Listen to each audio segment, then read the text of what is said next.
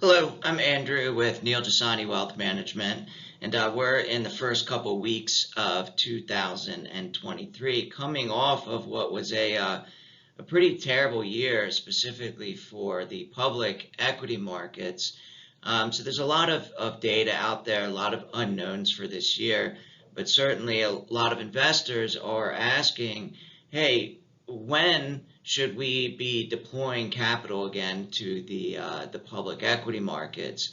And of course, there's many things that you can look at, and no one really knows because we certainly could have another terrible year in the markets in 2023. But it certainly helps to look at the historic length of bear markets versus bull markets and where we are today to give us a sense of what time frame we may want to deploy capital.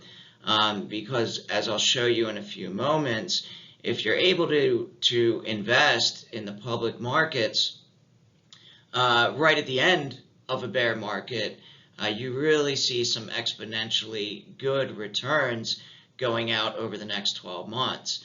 So first I want to look at going back to 1928, the inception of the market, the S&P 500 bull markets. Now, early on in the first 15 years or so of the S&P, there's really quite a bit of turmoil in the markets. So there's a lot of relatively short bull markets.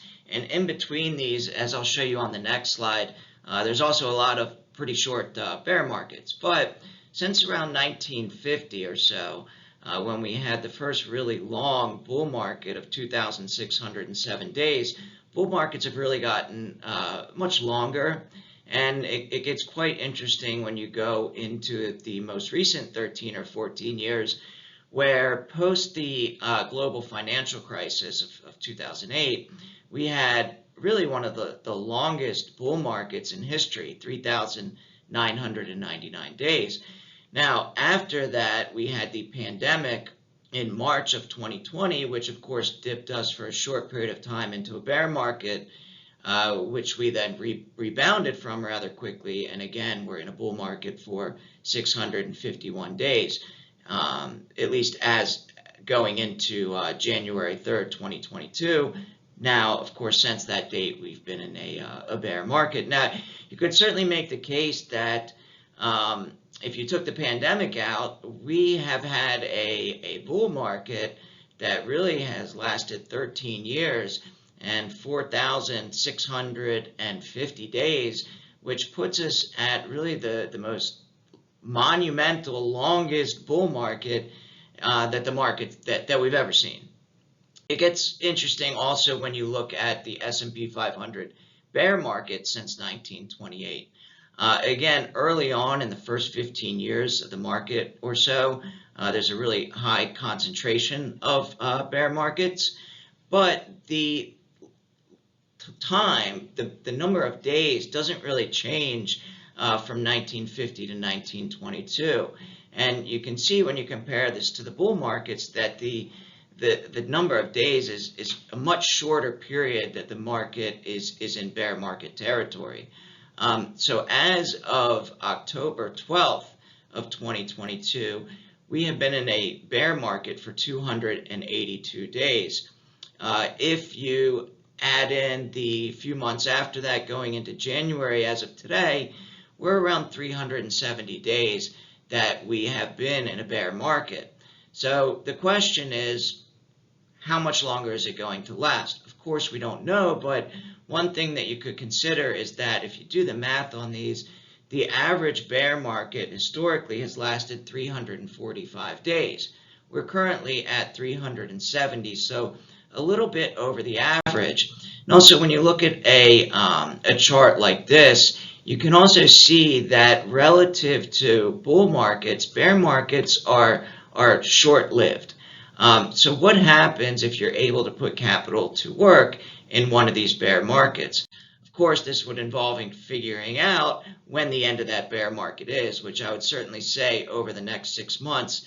That's difficult to determine because a lot of what happens is really going to depend on how the Fed reacts to interest rates and how hawkish or dovish they are with managing rates, and whether or not we get a soft landing or we do dip into a recession this year. But one thing that's true is that the average 12-month return after the end of a bear market, so if you're putting capital to work at the end of that bear market, the next 12 months is average 43.4% return, which is a pretty phenomenal return. Now, the historical average duration of bear markets, we have 345 days. Going into more recent history, the average of bear markets has gotten a little bit longer, 395 days.